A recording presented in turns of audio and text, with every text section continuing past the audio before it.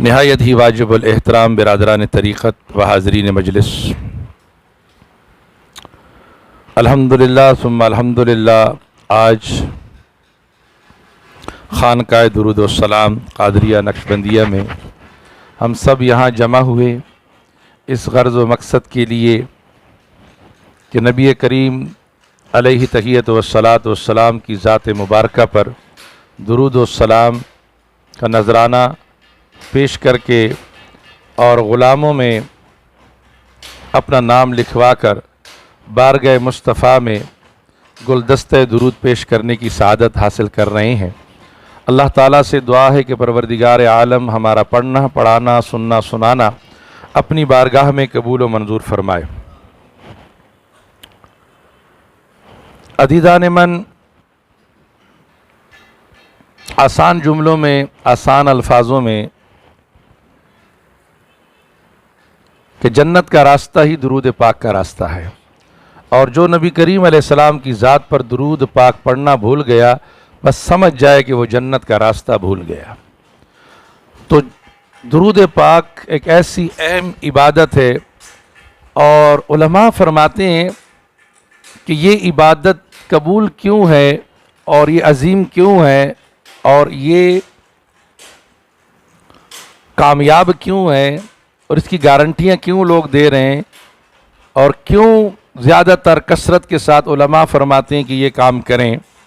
اس کی وجہ یہ کہ جب بھی آپ درود پاک کو اٹھا کر دیکھیں، کوئی بھی درود پاک، تو اس کا جب ترجمہ کریں گے اس میں نہ تو میں ہوں گا اور نہ ہم ہوں گے، لفظ میں اور ہم۔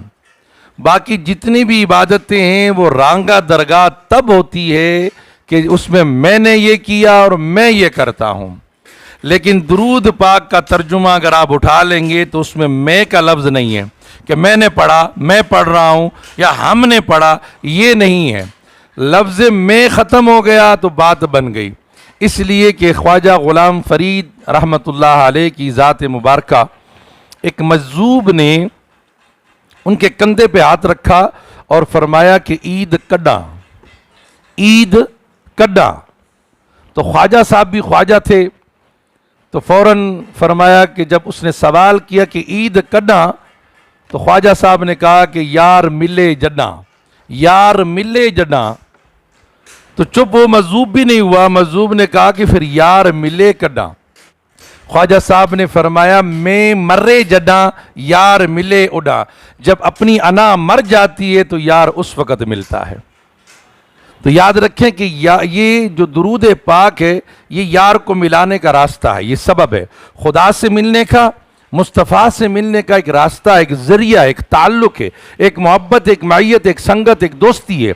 تو اس دوستی کو کیونکہ اس کے اندر اپنی کوئی بھی، کہ میں نے اب نماز ہم پڑھتے ہیں، ہم کہتے ہیں ایاک نعبد و ایاک نستعین، یہاں پر ہم کا لفظ ہے، میں کا لفظ آ رہا ہے، اور جب تک میں ختم ہو جائے، میں ختم ہو جائے، اصل چیز میں ہے۔ اور شیطان نے کوئی خطا نہیں کی ہے، کوئی نماز نہیں چھوڑی، کوئی نماز نہیں چھوڑی، کوئی عبادت، کوئی چوری، کوئی زنا، کوئی شراب، کوئی غلط بیانی نہیں کی، کچھ بھی نہیں کیا۔ صرف اس کی غلطی اور کوتاہی اور خطا کیا ہے، اس کے اندر انا تھی۔ اس نے کہا کہ میں بہتر ہوں آدم سے، کیونکہ آدم پیدا ہے مٹی سے اور میں پیدا ہوں آگ سے، انا خیر منہ، میں اس سے بہتر ہوں بس۔ تو یہ لفظ اللہ کو پسند نہیں آیا کہ تو یہ کیوں کہہ رہا ہے۔ تو اللہ کو عاجزی پسند ہے، اللہ تبارک و تعالی کو انا پسند نہیں ہے، اس لیے کہ عاجزی بڑی، تو یہ عبادت ایسی ہے کہ یہ بندے کو عاجز بنا دیتی ہے، رحم دل بنا دیتی ہے، یہ بندے کو صابر بنا دیتی ہے، یہ بندے کو ہمدرد بنا دیتی ہے، یہ محبت کا ذریعہ پیدا کرتی ہے۔ کہ اس لیے کہ درود پاک صلی اللہ علیہ وسلم جب ہم پڑھتے ہیں، جب بھی آپ کسی بھی مشائخ کا سلسلہ قادریہ ہو، نقشبندیہ ہو، سہروردیہ ہو، چشتیہ ہو، نظامیہ ہو، کوئی بھی سلاسل کے اجلاس میں، مجلس میں، ذکر میں آپ چلے جائیں، جب وہ ذکر کریں گے، نبی اسبات کا ذکر کرے، ذکر جار کرے، ذکر خفی کرے، کوئی بھی ذکر کرے، ذکر کرنے کے بعد پھر 3-4 مرتبہ وہ درود پڑھتے ہیں، پھر نیا ذکر شروع کرتے ہیں۔ کیوں کرتے ہو آپ؟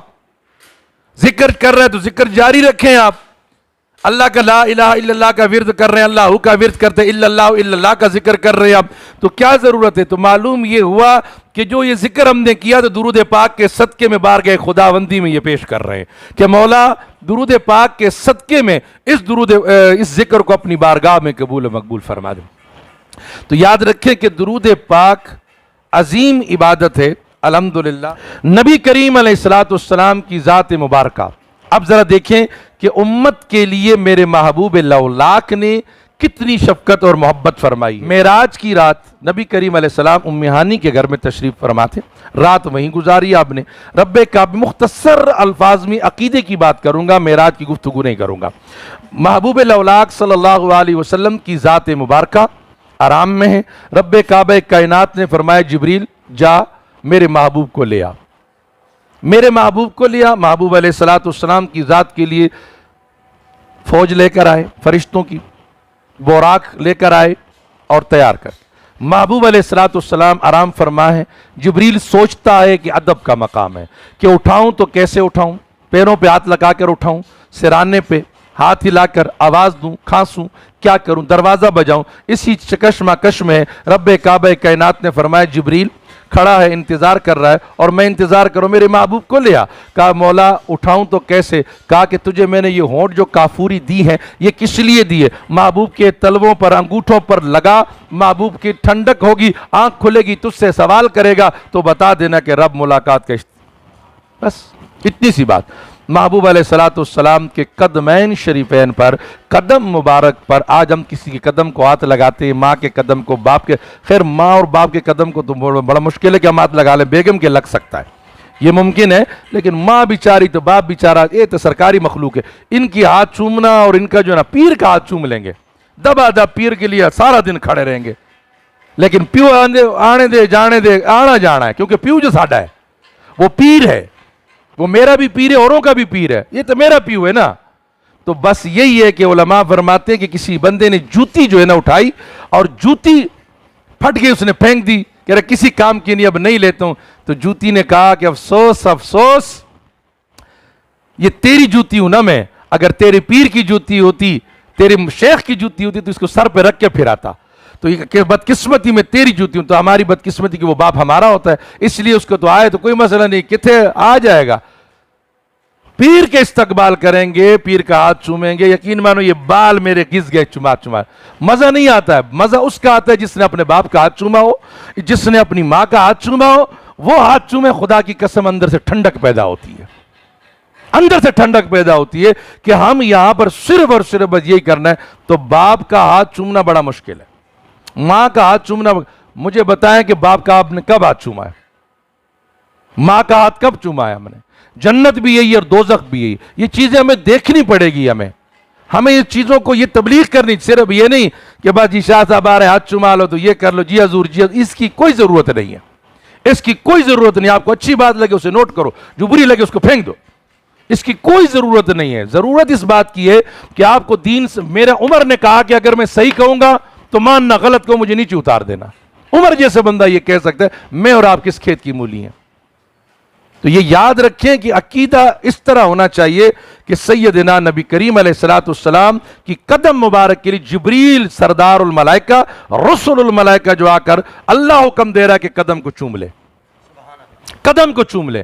آج ہم اپنی ماں کے قدم کو نہیں چومتے ہیں، باپ کے قدم کو نہیں چومتے، اور جنت کی دعا کرو، جنت میں چلے جائیں گے، جنت میں جائیں گے، بس جنت میں جانا، جنت کوئی تواڈے پیو دی جنت ہے جو تسی جنت میں جانا ہے، خالہ جی کا گھر ہے، سسرال کا گھر ہے جو آپ جنت میں جائیں گے؟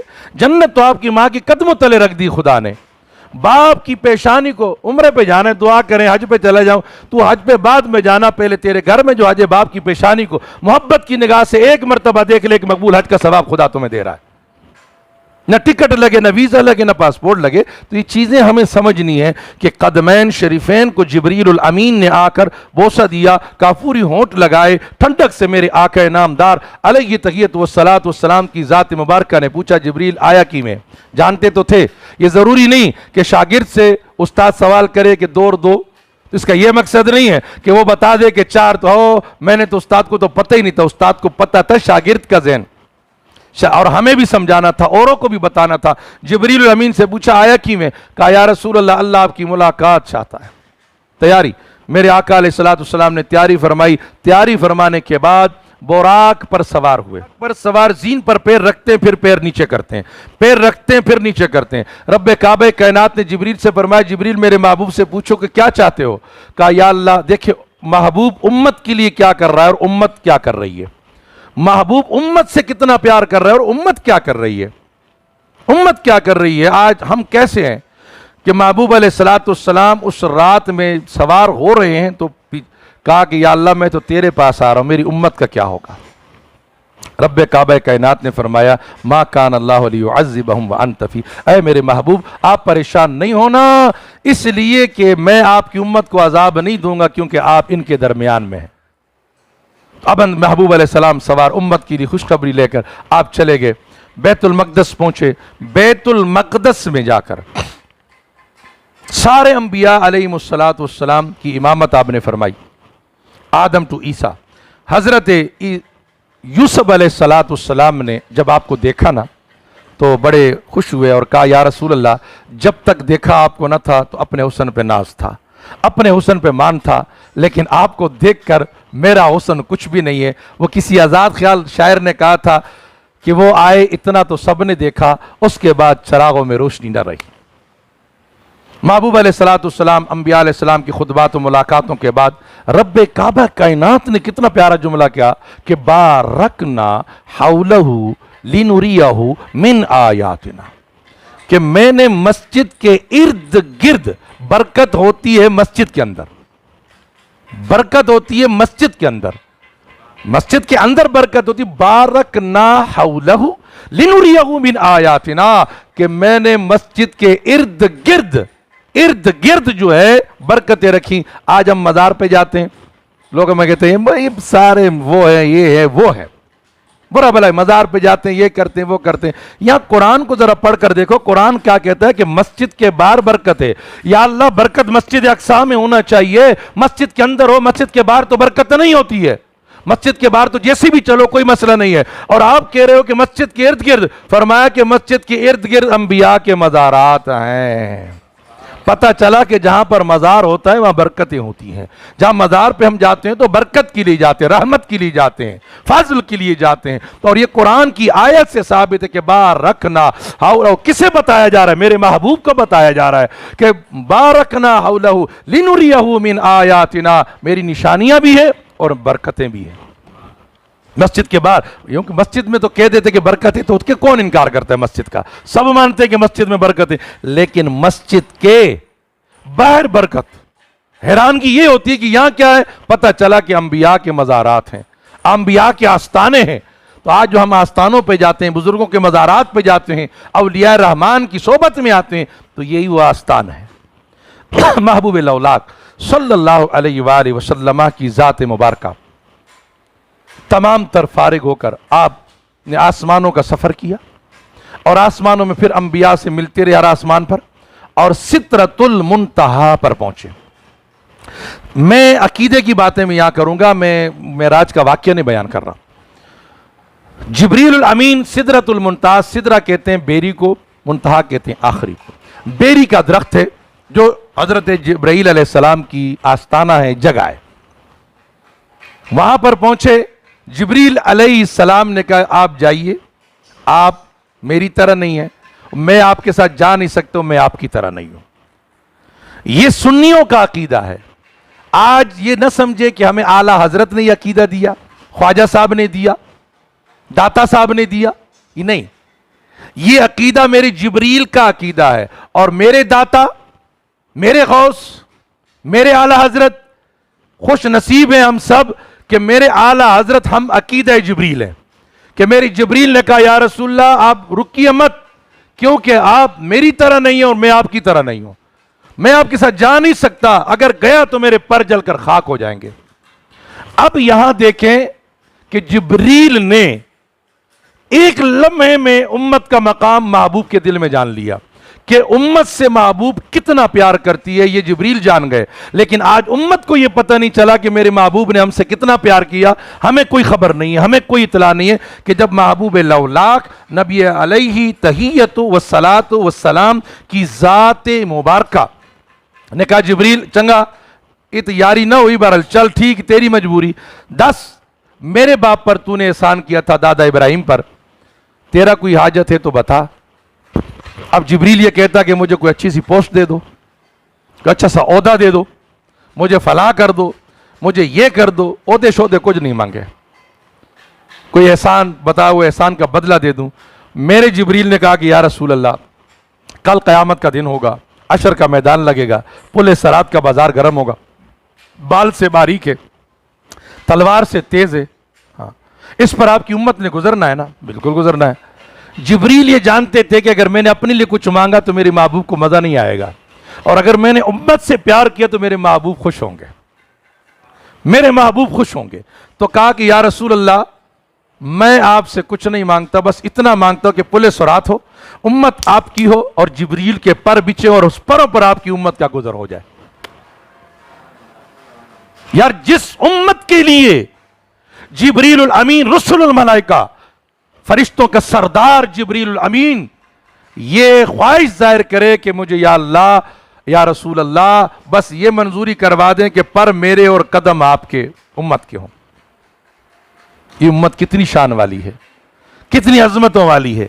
آج امت کیا کر رہی ہے؟ میرے محبوب نے یہ بھی منظوری دے دی، آگے چلے رف رف کے ذریعے مختلف طریقوں سے رب کعبہ کائنات کی بارگاہ میں پہنچے۔ واسع کرسی السماوات، جو زمین اور آسمان سے بڑی کرسی ہے، اس کرسی پر آپ تشریف فرما ہو۔ رب کعبہ کائنات کی بارگاہ میں گفتگو ہوئی، کلام ہوا، رب کو عاجزیاں تحیت للہ والصلوات والطیبات کی شکل میں پیش کیا۔ اس مقام پر بھی میرے محبوب نے امت کو نہیں چھوڑا، چڑھتے وقت بھی امت کو نہیں چھوڑا، سدرہ پہ امت کو یاد کیا۔ لامکہ نو پیس، لامکہ کا کوئی نام نہیں ہے۔ اب مجھ سے کوئی پوچھے جی شاہ صاحب آپ کدھر جا رہے ہو، میں اس کو کہوں نو پیس، نئی جگہ۔ وہ کہے گا یہ نئی جگہ کیا مقصد ہے آپ کا؟ نئی جگہ، وہی جگہ کا نام بتاؤ، گلشن عدید ہے کون سی جگہ؟ نئی جگہ۔ تو لامکہ لامکہ ہے، کوئی جگہ نہیں ہے۔ یا میں کسی کو کدھر جا رہی جی لامکہ میں جا رہا ہوں، یہ کوئی بات تو نہیں ہوئی، تو اس جگہ کا کوئی نام ہی نہیں ہے، لامقام ہے۔ رب العالمین کی بارگاہ میں ملاقات ہوئی، خالق کائنات کی بارگاہ میں عاجزی پیش کی، رب کعبہ کائنات نے سلامتی اور برکتیں پیش کی۔ محبوب علیہ السلام خاموش نہیں ہوئے، عرض کی یا رسول اللہ چھٹ کے امت نو آیا، میں تو رحمت للعالمین ہوں، حریص علیکم بالمؤمنین ہوں، یا اللہ میری امت دا کیا؟ رب کائنات نے فرمایا اچھا ان پر بھی میرا سلام ہو اور ان پر بھی میری رحمت اور برکت ہے، وعلی عباد اللہ الصالحین۔ وہاں بھی امت کو نہیں چھوڑا۔ جس پیغمبر نے تمہارے لیے یہ قربانیاں دی ہیں، جس پیغمبر نے یہ تمہارے لیے قربانیاں دی ہیں، آج ہم کیا نمازیں ہم پڑھتے ہیں؟ بے ایمانی، فراڈ، دھوکے کے ساتھ ہماری زندگی ہے، ساری زندگی ہماری یہی ہے، حرام خوری پر، جھوٹ پر، بے غض پر، یہ ساری چیزیں ہماری ہیں، خوشامد پر زندگی گزارتے ہیں۔ اور جس محبوب نے کہاں تمہیں یاد نہیں کیا؟ محبوب لولاک صلی اللہ علیہ وسلم کی گفتگو ہوئی، اور رب کعبہ کائنات سے جو کلام ہوا، قرآن نے ہمیں یہ بتایا فَأَوْحَا إِلَىٰ عَبْدِهِ مَا أَوْحَا، یہ خدا جانتا ہے، مصطفیٰ جانتا ہے۔ پھر ایسی ملاقات تھی کہ قاب قوسین او ادنا، دو تلواروں کے درمیان جو فاصلہ ہوتا ہے، یا تیر اور کمان کے درمیان جو فاصلہ ہوتا ہے، او ادنا اس سے بھی کم تر میرے رب اور میرے محبوب کی ملاقات ہوئی ہے۔ سر کی آنکھ سے میرے محبوب نے خدا کو دیکھا، اصلی حالت میں دیکھا۔ اور پھر رب کعبہ کائنات نے نمازیں عطا فرمائی۔ نمازیں عطا فرمانے کے بعد 50 نمازیں دی، محبوب نے لے لی ہیں۔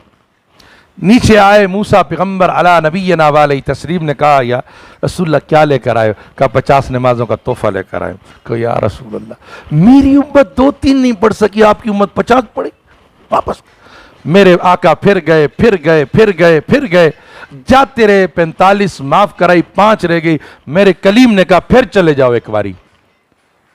میرے مصطفیٰ کا ذرا دیکھیں، آج میں ایک جملہ کہہ رہا ہوں، جملہ بتا رہا ہوں، یہ صرف اپنے عقیدت کے لیے، کہ قرآن کہتے ہیں میرے محبوب لولاک صلی اللہ علیہ وسلم کو جب موسیٰ نے کہا کہ آپ دوبارہ چلے جائیں، تو میرے محبوب نے کہا کہ اب مجھے حیا آتی ہے، میری غیرت گوارا نہیں کرتی کہ اب میں دوبارہ جاؤں اور کم کراؤں۔ تو علماء فرماتے ہیں کہ جہاں غیرت مصطفیٰ رک جائے اس کا نام نماز ہے، اور قرآن آیت پیش کرتا ہے ان الصلاۃ تنہا عن الفحشاء والمنکر،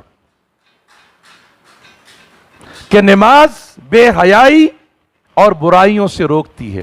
پتہ چلا کہ نماز بندے کو غیرت دیتی ہے اور برائیوں سے روکتی ہے۔ آج ہم نے بس مضبوط پیر پکڑ لو، نہ نماز ہے نہ کوئی، ہم کوئی پیر فقیر والے ہیں، لعنت تیری پیر فقیری پر، لعنت تو تیرے اوپر کہ تیرا پیر بھی ایسے اور تو بھی ایسا ہوگا، کہ جب تک نماز نہیں ہے وہ پیر ہی نہیں ہے۔ میرے مجدد الافسانی فاروق احمد سرہندی مکتوبات شریف میں فرماتے ہیں کہ پیر اڑتا ہوا بھی نظر آئے، اس کے سر پہ جوتے مارے جائیں اگر وہ شریعت کے مطابق نہیں ہے، اس کے سر پہ جوتے مارے جائیں کہ اگر وہ شریعت کے مطابق نہیں ہے، شریعت کا راستہ نہیں دیتا ہے۔ خدا کہتا اگر کوئی پیر یہ کہ طریقت ہو رہے تو شریعت ہو رہے، اس سے بھی اٹھ جاؤ۔ پھر یہ کون سا طریقت کیا ہے اور شریعت کیا ہے؟ شریعت کیا ہے اور طریقت کیا ہے؟ اس چیز پر یہ غور کریں کہ آج ہم لوگوں نے ڈھونگ مچایا ہوا ہے، مجھ جیسے 2 نمبر پیروں نے یہ ڈھونگ بچایا ہوا ہے۔ اس ڈھونگ سے بچنے کے لیے حقیقت کو سمجھے، آپ حقیقت کو سمجھے کہ صرف جناب نا جی نا، پیر باشرہ ہونا چاہیے شریعت کے مطابق ظاہری طور پر۔ اب اندرونی میں کتنا بے ایمان ہوں، کتنا جھوٹا ہوں، وہ میرا عمل ہے، لیکن ظاہری کم از کم تھوڑا سا حکم جو یہ ظاہر انداز برابر ہونی چاہیے۔ باطن میرا عمل ہے لیکن ظاہر جو ہے نا کم از کم ایسا ہونا چاہیے کہ ظاہر میں مجھ سے کوئی ایسا عمل نہ ہو، چرسی میں نہ ہوں، بدعقیدہ نہ ہوں، ہیرونی میں نہ ہوں، زانی میں نہ ہوں، شرابی میں نہ ہوں، ایسا عمل مجھ سے سرزد نہ ہوا ہو۔ باقی گناہگار بندہ ہوتا ہے۔ تو شریعت نے یہ حکم دیا ہے کہ ظاہری لبادہ جو ہے وہ کم از کم ایسا ہونا چاہیے۔ سلطان باہو فرماتے پانی پیو پن کے، پیر بناؤ چن کے، من کے تن کے پیر بناؤ کہ پیر کیا ہوتا ہے؟ پیر وہ ہوتا ہے، آج تو ہم پیر بناتے ہیں کہ چلو جی پیر صاحب کے پاس چلتے ہیں، تیرے مسئلے حل ہو جائیں گے، تجھے نوکری بھی مل جائے گی، چھوکری بھی مل جائے گی، تجھے کاروبار بھی مل جائے گا، پیر صاحب خود تیرے چندے تیرے اس پر پڑے ہوئے کہ لاؤ نذرانہ مجھے۔ بات دراصل کیا ہے کہ پیر کا مقصد کیا ہوتا ہے؟ مجھے ایک دوست نے کہا کہ میں نے کہا یار وہاں پر ایک بزرگ آئے ہوئے، چل زیارت کے لیے چلتے ہیں، ملاقات کرتے ہیں۔ تو مجھے کہنے لگا چھٹ پڑا ہو کوئی پیر ہے؟ میں نے کیوں؟ اس کے بعد کچھ بھی نہیں ہے۔ میں نے کہا تیرے پاس کون سا ترازو تھا جو تو نے تول دیا کہ کچھ بھی نہیں ہے؟ کہنے لگا میں 3 مہینے سے اس کے پاس آ رہا ہوں جا رہا ہوں، میری گھر والی جو ہے نا 3 مہینے سے میکے میں بیٹھی ہوئی ہے، یہ تعویذ لا یہ تعویذ لا، ابھی تک وہ آئی نہیں، اگر اس میں کمال ہوتا میری بیگم گھر آ جاتی۔ اور میں نے کہا بدبختہ، پیر رسے ہوئے رب کو منانے کے لیے ہوتا ہے، خدا کا در مصطفیٰ کا در دکھانے کے لیے ہوتا ہے، تیری رسی ہوئی رن کو لانے کے لیے پیر نہیں ہوتا ہے، کوئی تھانہ تھوڑی ہے، کوئی ڈی سی آفس تھوڑی ہے۔ تو ہم نے تو پیر کا استعمال ہی غلط کیا ہوا ہے۔ میں زمانہ ہو گیا کوئی بندہ میرے پاس نہیں آیا کہ جس نے مجھ سے تعویذ لیا ہو کہ تعویذ دو کہ میں 5 وقت نمازی ہو جاؤں، خدا کی قسم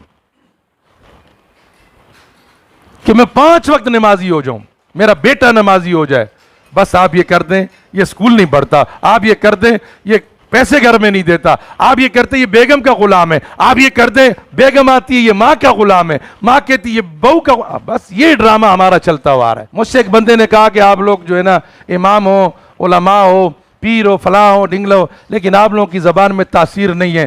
میں نے کہا ناراض نہیں ہونا میرے بھائی، جو روزی تو ہمیں دیتا ہے، جو تنخواہ تو ہمیں دیتا ہے مسجد میں، وہ اگر حلال ہے تو ہم بھی حلال ہو جائیں گے، اگر وہ ساری حرام کی تو پھر ہم سے تو کیا توقع رکھتا ہے؟ تو اپنی کمائی دیکھ، اگر تیری کمائی حق حلال کی ہے، تو جو ہمیں چندہ دیتا ہے مسجدوں میں دے رہا ہے، مسجدوں میں جا کر دے رہا ہے، ہم لوگ لے رہے ہیں، وہی ہم کھا رہے ہیں، تو جیسے تم ہوگے ویسے تمہارا امام ہوگا، اگر تم نیک ہوگے تو تمہارا امام بھی نیک ہوگا۔ آج نماز ہمارے اندر نہیں ہے، بڑے ہم نے دیکھا کہ پیر صاحب کی خدمت میں رہیں گے، پیر صاحب کے اوراس میں شریک ہوں گے، پیر صاحب کے لنگر میں بھی ملیں گے، سب کچھ، نماز ایک نہیں پڑھیں گے۔ اور جب بات کریں گے ساڈے پیر صاحب، سبحان اللہ، میرے پیر صاحب ماشاءاللہ بڑے جاگتے تھے، پوری رات جاگتے تھے، وہ جاگتے تھے، وہ جاگتا تھا، وہ عبادت کرتا تھا۔ بتا تو کیا کرتا ہے؟ تو کون سا عمل کرتے؟ تلک امت قد خلت لہا ما کسبت ولکم ما کسبتم ولا تسألون عما كانوا يعملون۔ اس کے عمل اس کے لیے ہیں، تیرے عمل تیرے لیے۔ بتا اس سے اس کا پوچھا جائے گا، تجھ سے تجھ کا پوچھا جائے گا، تو کیا کر رہا ہے؟ اس سے تمہاری جان نہیں چھٹے گی. احسب الناس ان یترکوا ان یقولوا آمنا وهم لا یفتنون. صرف اس بات سے نہیں کہ جی میں امتی ہوں, میں پیر کا غلام ہوں, میں نقشبندی ہوں, قادری ہوں, سہروردی ہوں. یہ بات اچھی ہے, لیکن قادری نے بھی کچھ کیا ہے, نقشبندی نے بھی کچھ کیا ہے, سہروردی نے بھی کچھ کیا ہے, ارے بھائی چشتی نے بھی کچھ کیا ہے, تو کیا کر رہا ہے؟ تو بھی کوشش کر کہ اپنے پیر کے راستے پر چل. اپنے پیر کے باپ بھی کہتا ہے میرے ناک نہیں کاٹنا اور میرے نقش قدم پہ چلنا, خاندان کی ریت کو آباد رکھنا, خاندان کے نام کو نہیں ڈبانا. اور باپ تجھے بیٹے کو نصیحت کرتا ہے, تو میرے محبوب کی بات جب آتی ہے تو پھر کہاں غیرت چلی جاتی ہے؟ تو میرے بھائیوں, میرے دوستو, یہ پیغام آپ نے نماز پڑھنی ہے. نماز کا تحفہ جو معراج بیان کرنا نہیں, معراج میں جو ہمارے لیے دیا اس کو بات کرو, اس پر عمل کرو. آپ 50 نمازیں آئیں, 45 معاف ہوئیں, محبوب کو 5 نمازیں ملی. موسیٰ علیہ السلام نے عرض کیا یا رسول اللہ آپ جائیے اور یہ نمازیں معاف کروا کے لائیں. کہا کہ میری غیرت, میری حیا مجھے اجازت نہیں دیتی. جہاں غیرت حیا رک گئی اس کا نام نماز ہے. آ گئی, لیکن خیال آیا کہ نمازیں 50 تھی, اب 5 رہے گی, ثواب کا کیا ہوگا؟ پھر اوپر گئے, یا اللہ, رب نے فرمایا محبوب دیے میں نے 50 تھی, 45 آپ کی شخصیت آپ کی ذات کی وجہ سے معاف ہوئی ہیں, اب رہ گئی 5, تو تیری امت پڑے گی 5, ثواب 50 کا عطا کروں گا. محبوب علیہ السلام آئے, نمازوں کا تحفہ لے کر آئے, اور آپ نے فرمایا کہ میں مسجد حرام سے مسجد اقصیٰ گیا. سب سے پہلے تو اس بات پہ جھگڑنا نہیں چاہیے کہ لے جانے والا کہہ رہا ہے سبحان الذی اسریٰ بعبدہ, پاک ہے وہ ذات جو لے گیا اپنے بندے کو. خدا میں یہ طاقت موجود ہے لے جانے کی, اور محبوب میں یہ طاقت ہے جانے کی. بس اعتراض ختم, کوئی اعتراض نہیں کرنا ہے. آپ نے کسی قسم کا نہ اعتراض ماننا ہے کہ لفظ سبحان سے مراد کہ رب نے کہا کہ ہر عجز و بیچارگی سے میں پاک ہوں, میں لے گیا اپنے بندے کو, ختم ہو گئی بات. محبوب علیہ السلام نے یہ بات بتائی کہ میں بیت المقدس کیا, مسجد حرام سے شور ہو گیا. ابو لہب, ابو جہل وغیرہ ان کمپنی جتنی بھی تھی, انہوں نے کہا اب ہمیں موقع مل گیا پرگنڈے کا, پہنچو. اب پہنچ گیا کس کے پاس؟ سیدنا صدیق اکبر رضی اللہ تعالیٰ عنہ کے پاس پہنچے. اور وہاں جب پہنچے تو کہا کہ یہ بتاؤ کوئی بندہ یہ کہے کہ میں مسجد حرام سے, مکے سے جو ہے نا بیت المقدس رات کے حصے میں گیا, تو کیا یہ ممکن ہے؟ کوئی بندہ یہ کہے؟ تو میرے صدیق نے کہا نہیں یہ ہو ہی نہیں سکتا, مہینے کا سفر ہے, یہ کیسے ہو سکتا ہے؟ بس اب وہ خوش ہو گیا کہ مقصد ہمارا پورا ہو گیا, اب بات بن گئی ہے, یہ بات پھیل جائے گی, سارے دور ہو جائیں گے. اس نے کہا پھر جس کا تو کلمہ پڑھتا ہے, جس پہ تو جان نشاور کرتا ہے, یہ بات تو وہ کہتا ہے. اس نے کہا اگر اس نے کہا ہے تو صادقاً امینا, پھر سچ ہے, امین ہے, بالکل بہتر کا. اس نے کہا ابھی تو نے کہا کہ نہیں ہو سکتا ہے. اس نے کہا کہ ابھی تو نے یہ کہا تھا کہ وہ کوئی تھوڑی ہے, وہ تو میرے محبوب ہے, وہ تو رب العالمین کے محبوب ہے, وہ کوئی نہیں ہے. تو نے تو کہا کوئی نہیں جا سکتا, لیکن محبوب اگر اس سے اگلی بات بھی کہتے. علماء فرماتے ہیں یہ اگلی بات پتہ نہیں کیا ہے. علماء نے مختلف رائے پیش کی, کہا کہ اگر وہ یہ کہہ دیتے کہ اللہ مجھ سے ملنے کے لیے آیا تو میں یہ بات بھی مان لیتا. میں یہ بات, یعنی عقیدہ دیکھیں جبریل حضرت ابو بکر کا عقیدہ. تو یہاں پر سب سے پہلے تصدیق معراج جو کی ہے وہ ابو بکر نے کی, والذی جاء بالصدق وصدق به اولئک هم المتقون. اور اللہ نے پھر صدیق کی صداقت کا اعلان فرمایا, یہ سچے ہیں.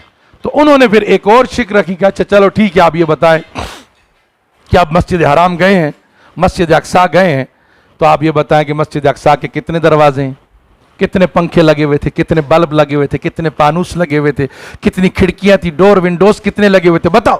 اللہ اکبر. اب آپ مجھے بتائیں یار, مجھ سے کوئی بندہ پوچھے کہ آستانے میں کتنے بٹن ہیں, تو مجھے نہیں پتا, زمانے سے آ رہا ہوں, کبھی غور ہی نہیں کیا, کبھی خیال ہی نہیں کیا, کام کیا, نکل گئے, بس ختم ہوگی بات. انہوں نے کہا کہ ٹھیک ہے آپ گئے تو بتا دو. ان کو پتہ تھا کہ کسی نے گنے تو ہوں گے نہیں, بتائیں گے نہیں. میرے رب العالمین نے فرمایا جبریل, ایک روایات ہے کہ سارا راستہ کھول دو, ایجابات ہٹا کر مسجد اقصیٰ سامنے کر دو, اور ایک میں یہ ہے کہ مسجد اقصیٰ کو اٹھا کر محبوب کے قدمے میں رکھو. وہ پوچھتا گیا اور محبوب بتاتے گئے. महबूब अलैहिस्सलाम बताते गए और मेराज। तो अब अंदाज़ा लगा लें कि फिर भी बेईमानों ने, फराडियों ने इस बात को माना नहीं, लेकिन अल्लाह की कसम महबूब अलैहिस्सलाम को जो मेराज हुई, इसमें उम्मत की खैर है, उम्मत की भलाई है, उम्मत के लिए ये सारा काम किया गया। अजीज़ान मन, नबी करीम अलैहिस्सलाम नमाज़ों का तोहफ़ा लाए। नमाज आँखों की ठंडक है, नमाज मोमिन की मेराज है, नमाज दीन का सतून है। तो लिहाजा हमें चाहिए कि हम 5 वक्ता नमाज अदा करें, कुरान पाक की तिलावत करें, दुरूद पाक का विर्द करें। जिस भी सिलसिले से आप वाबस्ता हैं, आप अपने सिलसिले को बरकरार रखें, लेकिन नमाजों की पाबंदी करें, कुरान की पाबंदी करें, दुरूद पाक की पाबंदी करें। यकीन माने यही रास्ता आपको आगे लेकर जाएगा। और अगर आपके पास कोई वक्त नहीं है, सिर्फ दुरूद पढ़ते रहें, अल्लाह ताला जितने भी वज़ाइफ आप करते हैं वो सारे वज़ाइफ का सवाब अल्लाह ताला दुरूद पाक के सदक़े में अता फरमा देगा। तो ये कोशिश करें कसरत के साथ, अल्हम्दुलिल्लाह इसमें आप लोगों को बरकतें मिलेगी, आप लोगों को कामयाबी मिलेगी। और महबूब अलैहिस्सलाम को रब्बुल आलमीन ने अल्लाह मकाम पे बुलाया, इसलिए बुलाया कि मेरे महबूब आ जाए, ताकि लोगों को ये पता चले, मालूम हो जाए कि मेरे महबूब का मकाम क्या है। और नमाज की अहमियत देखें, सब नेमतें अल्लाह ने नीचे दी हैं, लेकिन नमाज की नेमत अल्लाह ने बुला कर दी है। तो आज हम नमाजें कितनी पढ़ते हैं? हम पीर परस्त ज़रूर हैं, पीरों के पैरोकार ज़रूर हैं, पीर कब्र परस्त ज़रूर हैं। कब्र के पास जाने के लिए, मज़ारात पर जाने के लिए हम बड़े ज़ौक़ से एहतमाम करते हैं। बाप की कब्र पे जाने को मन नहीं करता, दिल नहीं करता, लेकिन दाता साहब के मज़ार पे जाने को दिल करता है, अजमेर जाने को दिल करता है, गौस पाक की 11वीं मनाने को दिल करता है। बाप के लिए हम दवाई लाना पसंद नहीं करते, बाप के लिए जोड़ा खरीदना पसंद नहीं करते। अरे कहा कि तू अपने बाप पर खर्च करता जा, खुदा तुझ पर राज़ी होता रहेगा। आज हम कहते हैं कि चंगा जब पीर मिल जाए, तावीज़ दे देना, तो रोज़ी में बरकत हो जाएगी, रोज़ी में बरकत हो जाएगी। और मेरा हदीस क्या कहता है, मेरा नबी क्या फरमाते हैं कि तू अपने बाप पे खर्च कर दे, अपने माँ बाप की खिदमत कर, तेरी उम्र भी बढ़ती जाएगी और तेरी रिस्क भी बढ़ता जाएगा। तो माँ बाप की खिदमत करो, जिंदा हो तब भी, मर गए कब्र पर जाकर फातिहा पढ़ो। यकीन मानो अपने माँ बाप की खिदमत कर लो, अपने माँ बाप की सोबत इख्तियार कर लो, पीर एक न एक से एक पीर आपको मिल जाएगा। लेकिन कभी याद रखना, आपको जो है ना, आपको बाप नहीं मिल सकता, माँ नहीं मिल सकती। बाप की नाराजगी में खुदा की नाराजगी पोशीदा है और माँ की नाराजगी। तो अब अंदाज़ा आप लगा लें कि आज हमारा रवैया क्या है नौजवान तबके का, आज हमारे ख्यालात क्या है। आज सिर्फ और सिर्फ हम अपने पीर और मुर्शिद पर दुनिया की हर चीज़ नशावर करते हैं, लेकिन माँ बाप के लिए हम टैबलेट लाने के लिए टाइम नहीं होता, किसी चीज़ के लिए नहीं होता। आखिर क्या ज़िंदगी है हमारी? मेरे नबी ने क्या फरमाया कि सबसे बेहतरीन खर्च अपने माँ बाप पर है, दूसरे नंबर पर अपनी औलाद पे खर्च करना, अपनी औलाद पे खर्च करना। ये सबसे बेहतरीन सदकों में से सदका है कि अपनी औलाद पर खर्च करना और अपने माँ बाप पर खर्च करना। तो इस पर तवज्जो दें और नमाजों की पाबंदी करें। दुआ फरमाएं कि अल्लाह तबारक व तआला हमें अमल नमूद व नुमाइश से बचने की कोशिश करें। बस नमूद व नुमाइश ख़त्म हो जाए, अपने आप को मिटा दें, अपने आप को घुमा दें, बस अपने आप को ख़त्म करके फ़कीर कर दें। बस इतना कह दें कि हम नबी की उम्मती हैं, नबी के ग़ुलाम हैं। बस तेरे लिए इतना ही सबूत काफ़ी है, तेरे लिए इतनी सनत काफ़ी है, इतना एवार्ड काफ़ी। ये नहीं कि आटा देने के लिए जैसे हम हमारे आते हैं तो मूवी बना लो, 10 किलो आटा देंगे, उसकी भी अखबार में फ़ोटो आ जाए, देने का क्या फ़ायदा? इसकी ज़रूरत नहीं है। ज़रूरत सिर्फ इस बात की है कि अल्लाह और उसके रसूल की ग़ुलामी। दुआ फरमाए कि अल्लाह तबारक व तआला हमें अमल की तौफीक अता फरमाए।